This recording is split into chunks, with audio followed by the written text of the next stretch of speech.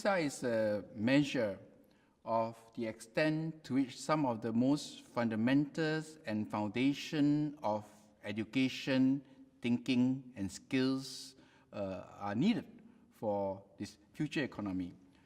Now, in terms of the mathematics, science, and reading, Singapore does quite well, and I like to believe that it has been successful due to several factors. I think the first is the curriculum policies. In Singapore, students start school at 6 or 7 at primary 1, and in the first 2 years of education, in primary 1 and primary 2, the emphasis is on language, mother tongue, mathematics. And then of course, as they move on, science is then introduced at the primary 3, and then it goes on to the primary 6 level, right? So we have 6 years of compulsory primary education, after which they take the primary school leaving examination, the PSLE, which is actually a placement exam, basically from the PSLE, which actually serve as an assessment of the students' inclination. The students are then placed into different streams or schools in the secondary level based on whether they are more inclined to take academic subjects that are more challenging, or go through perhaps a vocation that would be would prepare them more to be hands-on in terms of their skills. So now if we look at the primary curriculum in Singapore and then the secondary curriculum, the key thing is that in Singapore we emphasize the foundation and the fundamentals. So at the primary 1 and primary 2 level, you would find that it is important that we ask ourselves this question: when you prepare a child, the key thing is that the child is equipped with a literacy to be able to read so that they can access knowledge, right?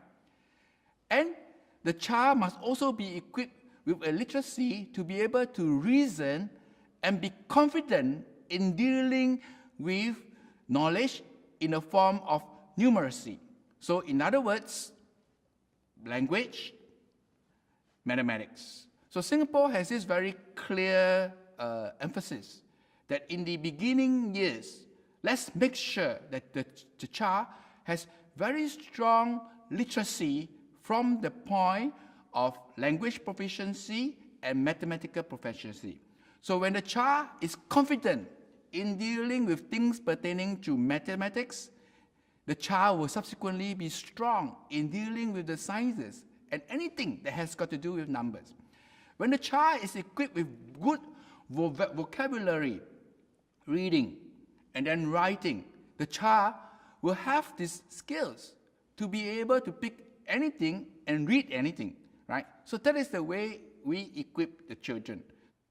Now we also have a bilingual policy, whereby actually the students not only learn English as the main language of communication and science, but they also have the mother tongue, depending on the races that they come from, whether they are Chinese, Malay, Tamil, and so on. So basically, why do you have this bilingual policy? The reason is, with the mother tongue, the child also identifies himself with the mother language, and that is very important for the preservation of the culture and the rootedness. So this ensures that we have a very right fundamental. Even in these fundamentals of the mathematics and in the language, I think in Singapore we have paid very good attention from the very early years when we designed the curriculum to understand how do we design the curriculum in such a way that it can resonate with every child. We don't think just in terms of helping the best child succeed, but we think in terms of how do we make the mathematics in such a way that every child can understand? And from this basic understanding, develop confidence.